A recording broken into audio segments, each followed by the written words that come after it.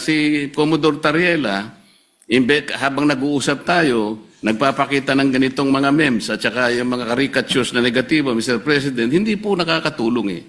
So ano po ba yung ating moving forward?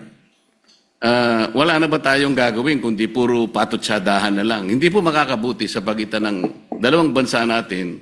Kaya lang naman po ako tumayo para imungkahi ang ilang bagay-bagay sana na makakatulong. Gustong mangyari ng isang bully tulad ng gobyerno ng China na hindi sila maging accountable sa ginagawa nila sa atin at simpleng iaatras natin ang ating pagreklamo.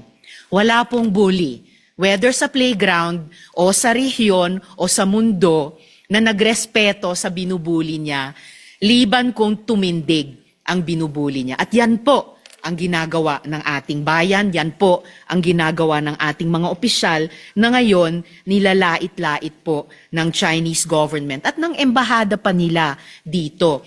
Taliwas po sa mga obligasyon nila sa ilalim ng Vienna Convention on Diplomatic Relations. And again, Mr. President, in closing, I would like to take strong exception. Hindi po patutsada. Hindi po patutsada ang ginagawa ni Commodore Tariela.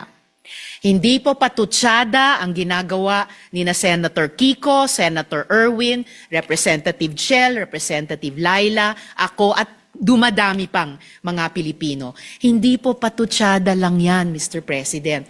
Yan po ay seryoso at marubdob at sa kaso ni Commodore Tariela matagal nang pagtutol sa maling pagtrato sa atin ng ibang gobyerno at pagtaguyod po sa interes ng ating bayan.